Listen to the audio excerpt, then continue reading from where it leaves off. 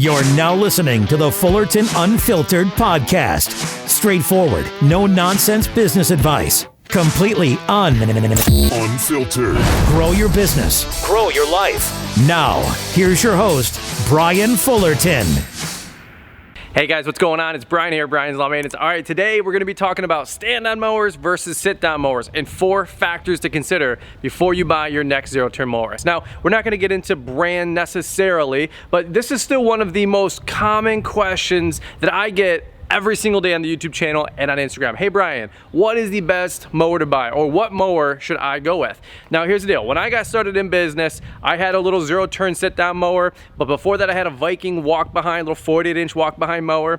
We upgraded to that zero-turn, we upgraded to another zero-turn, and you know, things were pretty good. And then what happened is I found YouTube and everything got messed up, okay? I used to just know what was in my own little world because of my dealer Weingarts. They sold Exmark, as you guys can see. And frankly, I thought that was it.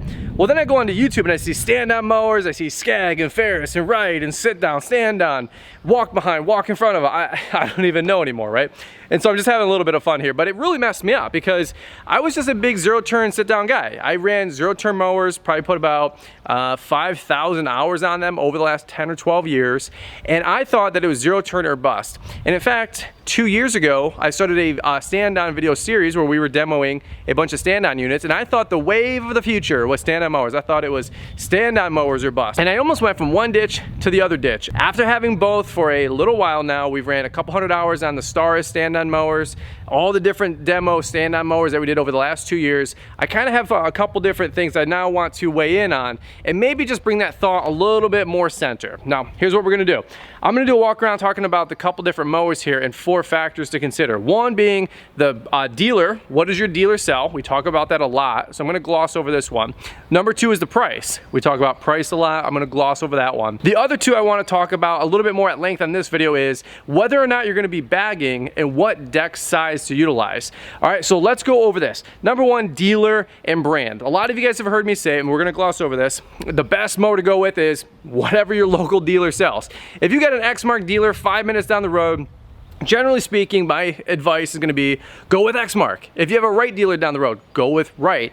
If your dealer sells 2 or 3 different brands and you have that luxury, some dealers are like that, some dealers aren't, well then demo, and see which one you like better. See what one you like better, see what one rides better, see what one holds the hills better, and see what one cuts the grass that you are cutting the best. Not every mower cuts every grass type the same. There's some brands that I absolutely would not put on my lawns up here in the Midwest with Kentucky Blue, and there's other brands that you use down in the South and they rip it from the frame, and I'm like, oh, who would have thought? All right, so that is brand. That is a really simple one. The other one was price. When we're talking about price, guys, let's be honest. Some mowers are $5 grand, other mowers are 15 grand. You can go through all the different litany of all the different options, and basically it's gonna come down to build quality, warranty, life expectancy out of the unit. Some units are gonna last you 1,000 hours. Other units might last you 5,000 hours. You might have to rebuild the engine, so on and so forth, but it's just kind of common sense. If you buy a $5,000 mower, generally speaking, it's not gonna last you the same amount of time as a $10,000 lawnmower, right? All right, let's keep it going. So we talked about brand, we talked about pricing. Those are the 2 I get a lot.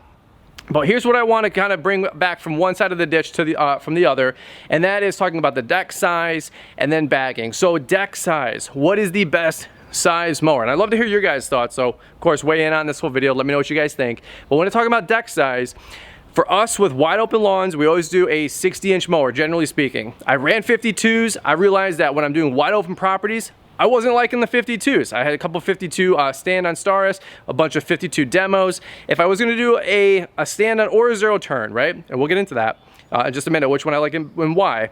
Go with the 60. If you got wide open properties, just go to the 60. Don't go to the 72. It's too big of a mower deck to go with. Okay, this is just my opinion. Now, when we talk about stand-ons or zero-turn mowers, should I get a 36 or 48 or 42? Here's the deal. If you're going with a stand-on, generally speaking, it's your first mower, get a 36. If you got gated backyards, get a 36-inch stander. Why?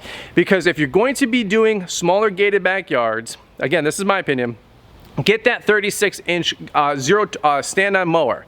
Why do you get the 36-inch stand-on? Because you can do the backyard And you can also do the front. I know the front might be a little bit larger. Hey, here's the thing. Eventually you'll upgrade to a zero-turn mower that'll be the second mower in your fleet, or a larger 60-inch stand-on mower that'll be the second mower in your fleet. That's again if you got gated backyards. If you don't have any gated backyards, get a 60. Whether you get a Titan, whether you get a Radius, a Laser Z, a Skag Cheetah, Skag Turf Tiger, pick your brand, an IS 3000 from Ferris, well then get the zero turn, right? But here's the deal. If you're building your business out and you have gated backyards, start with a 36-inch standard. That's what I'm gonna go with. So figure out your brand, figure out your price, figure out what your dealer sells, figure out what it cuts your grass type the best. Demo, demo, demo. Now, by the way, if somebody doesn't want you to demo or give you a couple hours or the time of day, don't go with that brand. But here's what I would say. Reach out to that company on Instagram, use a little online chat feature. Somebody will get a hold of you and allow you to demo. Will they let you demo it for 2 or 3 weeks like we've been able to do because of the YouTube channel? Probably not. You might get a day, so make sure you're being effective. Make sure you got a couple lawns lined up. Don't waste their time. Don't waste your time. Just make sure that when you demo, you're being effective and productive so you can put that thing through the ringer, because you're gonna have a couple hour window to decide what's the best unit. Now, let's keep it going. Again, when we're talking about what is the best first mower to buy, if you have gated backyards, get that 36-inch standard. Why? Your secondary mower is either gonna be a stand-on or a sit-down, but it's gonna be a larger unit, like a 60-inch mower, okay? Let's keep it going. The last thing I wanna talk about is bagging, and this is where I was getting a little confused with all the different reviews out there from everybody that had nothing but stand-on mowers and saying it was stand-on mowers or die. And I was like, I'm gonna jump on that train. I'm gonna start doing stand-on mower reviews, right?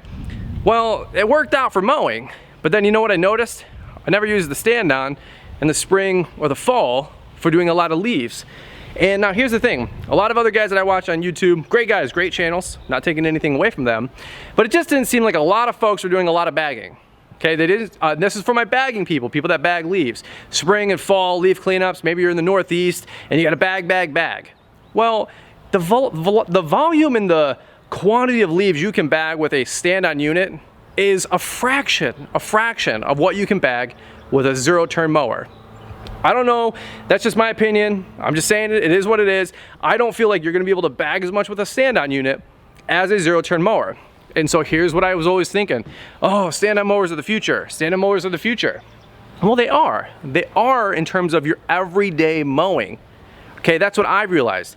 In the last week and a half, we've moved to the Saurus to cut our grass. Why? Because, man, I can jump off easier, pick up trash. We're easy to, you know, I got the wind blowing through my legs, through my shirt. It feels so much better than just getting swamp butt right out there. And so that's what I did. I switched to the stand-on for the rest of summer.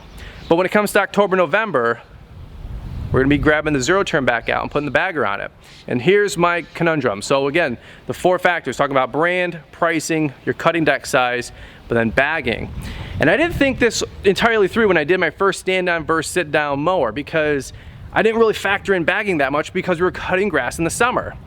But here's where my attitude is now. If it's your first mower, and you are going to be going into the business, get a zero turn. And here's why. You can buy a zero turn and get a quality bagger for it. Maybe not your first year, maybe not even your second year. Now some guys do. You get a whole bagging system on a Skag or an X-Mark or a Ferris. It might be 15, 16 grand. But then you can start bagging leaves, and there's a lot of money in leaves. Now again, you might even get a zero turn and get a Catch Pro or an accelerator bagger, one from Ballard Inc. or one from the accelerator guys, right? You can even get that bagger for a stand-on. So don't throw the baby out with the bathwater. If you just want a stand-on, it's still okay. But a Catch Pro or an accelerator bagger, maybe your first year or so in business, it will probably do enough for you in terms of bagging leaves. But if you're gonna be bagging leaves professionally, and there's a lot of money, there's more money in leaves than there is in the whole summertime, like, you know, just cutting grass for $35 or $50, right? A lot of guys that do this big time, they make more money the first 6 weeks of the season, the last 6 weeks of the season, doing all their spring and fall cleanups, let's just be honest. So here's the deal. I'm gonna be more of a proponent of your first mower being a zero turn. Now here's the deal too, another little caveat. If you're picking up your first zero turn mower, make sure it has a big enough engine to support a bagging system. I see a lot of you guys out there that are buying zero turns, and you come to find out, and I've learned this too, that you have a 23 horsepower, 24 horsepower, 26 horsepower engine, or 19 horsepower engine. and you can't really put a bagger on it and not do leaves in quantity, not in a commercial fashion. I'm not talking about homeowners here, I'm talking about us commercial contractor guys, right? So if you buy a 0-turn, my only thing that I'm gonna say is get one with 27 horse or above. That's just kind of my observation. Let me know what you guys think. Was your first mower a 0-turn? Was your first mower a stand-on? I'd love to hear your guys' thoughts, because here's why.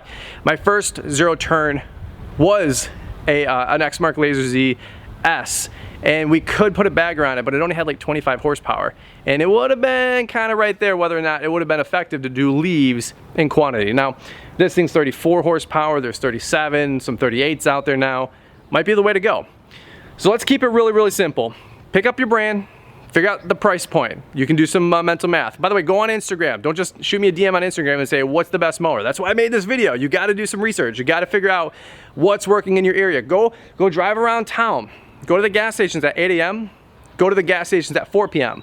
What are guys filling up? What are guys using? Drive through those nice subdivisions that if you're starting out your business, what are those guys using? That's what I want you to do. What are those guys using? Do your homework. I'm not your homework. I am not the guy that you just shoot a DM to and say, Brian, what do you think? No.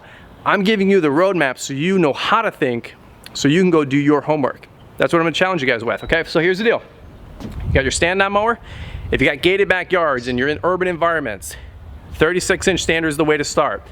Build your equipment setup from there with a nice 0-turn or standard after that with a 60-inch platform. But again, 36-inch standard, maybe with a Catch Pro, and then a 60-inch with a bagger might be the way to go. Do you want to get a 36-inch stand-on and then a 60-inch stand-on? Maybe. If you don't do any leaves, might be the way to go. But for us in the Midwest, and for those of you guys that are bagging, and those of you guys that want to make money doing leaves, you need a quality 0-turn mower to bag those leaves. Now here's the deal. You might have one 0-turn, right? You might have one 0-turn with the bagging system and 4 standers, right? You might have 4 standers that you can continue to grow your company, because you might have a guy in a Hurricane, a guy with a Billy Goat, a guy with a Little Wonder, and then this thing, and then 3 guys with leaf blowers. That's okay. You might only need 1 or 2 0-turn mowers with a good bagger. That's okay, but you can have a mowing crew with 4 0-turn stand-ons zipping down the road, cutting grass all summer. But what are you using in the spring or fall? And that's where I see a lot of guys that, whether they're on YouTube or whether a lot of guys are on Instagram, they might not do a lot of cleanups, and I don't know how they do a lot of cleanups with those stand-ons.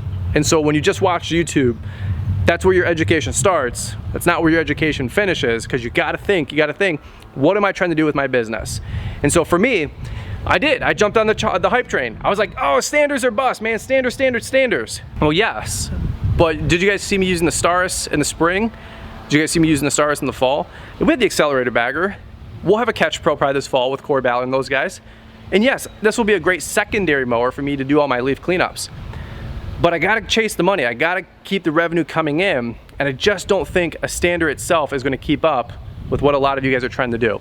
And so, what is my suggestion for your first mower if you're comparing a stand-on versus a sit-down? Go with a 0-turn and get one that has a big enough engine to support a bagger. Now again, you can get a Catch Pro, you can get an accelerator bagger on either of these units and do just fine your first year. But if you're gonna take this thing all in your second or third year, think about future utilization, think about future growth. That's what I'm always trying to talk to you guys. And I thought this was a really big missing ingredient on my last stand-on versus sit-down 0-turn lawnmower video that I did about 18 months ago. And so I always get the question, what would be my first mower? What's the best first mower to get? Well, it's up to you. It's up to you guys. You know, figure out your brand, figure out your price, figure out your deck size and your deck width, and then figure out whether or not you're gonna be bagging and doing leaves. Okay, this was really helpful stuff to me. I thought a lot about this video idea all day long. I hope I keep it really simple for you guys, just these 4 factors to consider. If you guys are doing gated backyards, go with a 36-inch standard. Don't get a 42 or 48 or a 60, because you need that 36-inch. But what's your second mower? Second mower better be a good quality 0-turn if you're bagging leaves. If you're not bagging leaves, get as many stand-on 0-turns as you want. Okay? Sorry about the sun. It's brutal. I mean, it's a hot day right now. I actually switched out here. I just got done working, right? But the lime green, the neon green doesn't work well on the camera. It just bleeds it all out. So anyway, we're back from up north. We're enjoying hanging out with all of you guys. Channel's blowing up. Thank you so much for watching. If you guys are new, don't forget to subscribe. Click the little bell notification. I always forget to say that. Click the bell notification. I don't even know what that means, but apparently it notifies you if we put out a video, because I thought that's what subscribing was all about. But YouTube apparently changes things up. So it is what it is. But hey, by the way, almost to 100,000 subscribers, so thank you so much to you guys that have jumped on board, stayed on board, and continue to grow on the channel with us. So guys, that's it. Let me know what you think. Stand on versus sit down. Which one do you guys prefer and why? All right guys, have a beautiful day. We'll catch up with you guys on the next one. Thanks for taking the time to listen to the Fullerton Unfiltered podcast with Brian Fullerton. We hope you enjoyed this production. If so, please consider leaving us a 5-star review for the show. While the techniques and ideas presented here are designed to help you grow a more successful and profitable business, no one can guarantee these results for you. We want to emphasize that entrepreneurship is not easy, and the ideas presented here are just the opinions of Brian Fullerton and his respective guests. No one can guarantee success for you. That being said, we hope the ideas presented here help you and motivate you to go on out there and crush it with your own business. Fullerton Unfiltered Podcast. Thanks for listening, and we hope to see you on the next episode.